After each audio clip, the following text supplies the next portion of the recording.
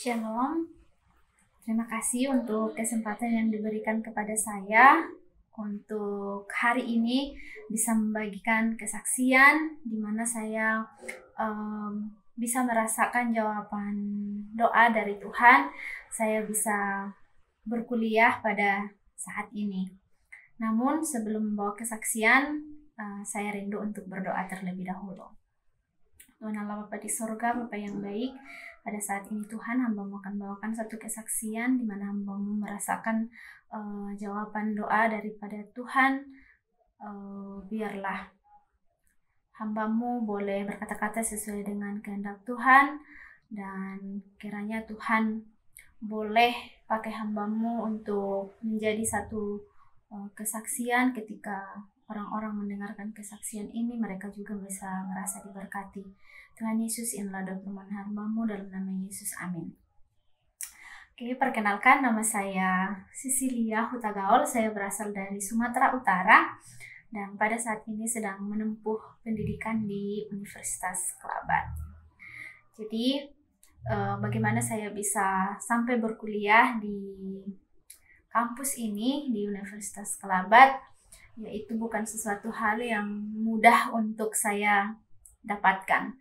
Mengingat kembali pada tahun 2007 saya tamat SD.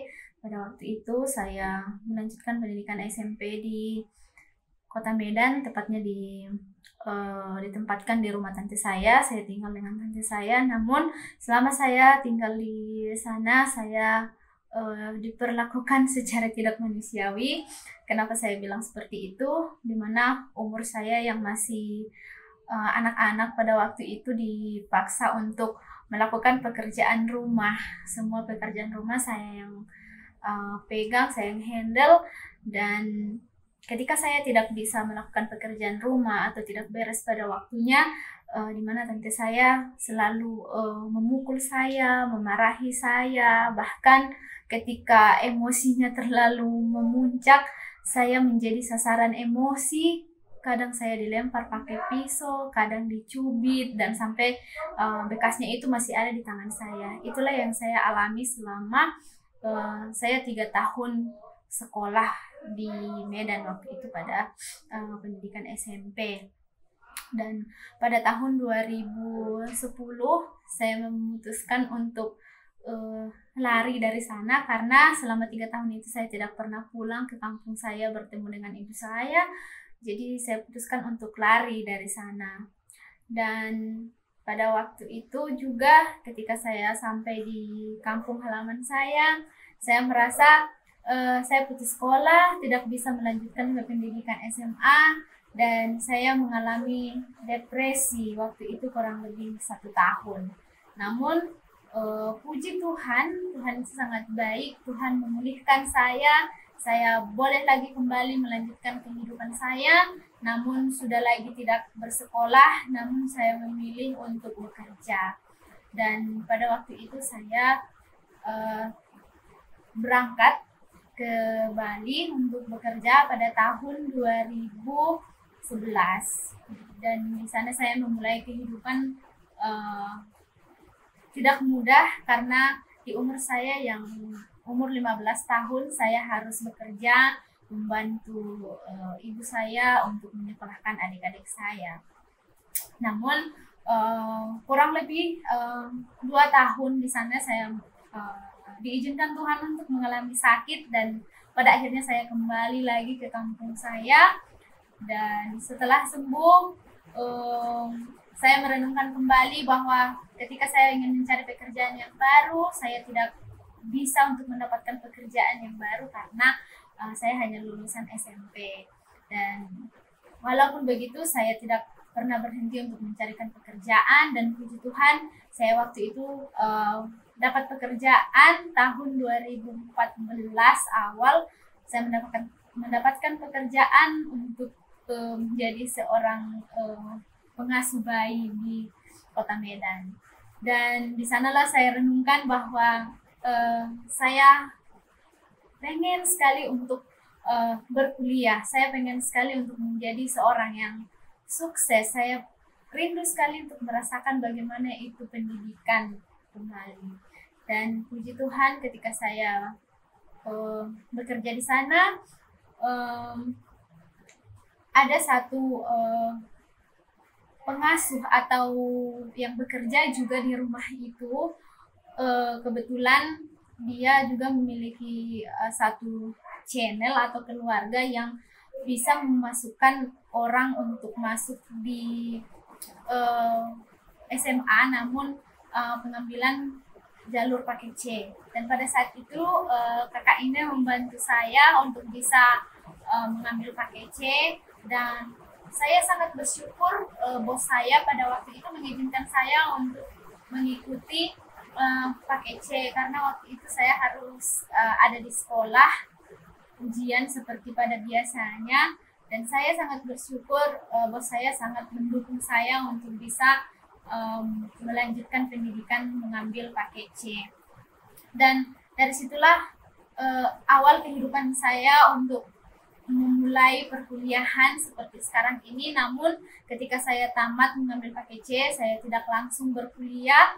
Saya tinggalkan pekerjaan saya di situ. Saya pergi ke Jakarta merantau dan ketemu ada satu keluarga yang sangat luar biasa untuk mensupport saya, dan sampai pada saat ini saya bisa berkuliah di Unclub, yaitu karena Tuhan mempertemukan saya dengan satu keluarga yang baik dan yang menjadi sponsor saya untuk bisa berkuliah pada saat ini di Universitas Labat.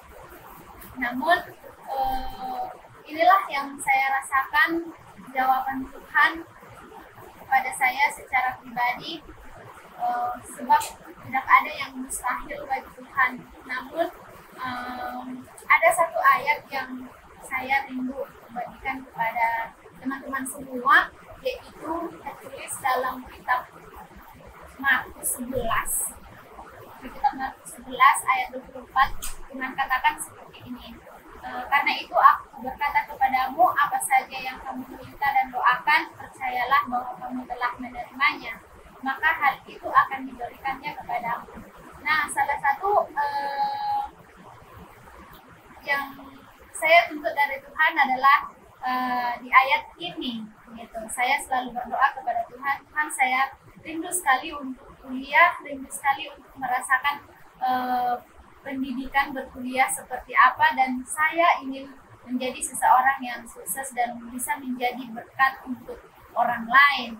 Namun sebelum Tuhan jawab doa-doa saya, ada satu syarat yang harus saya jalani, yaitu seperti terdapat di ayatnya yang ke-25 lagi. Tuhan katakan, dan jika kamu berdiri dan berdoa, ampunilah dahulu sekiranya ada barang sesuatu dalam hatimu terhadap seseorang, supaya juga Bapamu yang di surga mengampuni kesalahan-kesalahanmu.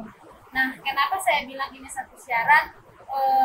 Jujur, ketika saya putus sekolah, saya merasakan siksaan, dipukul, sampai saya putus sekolah.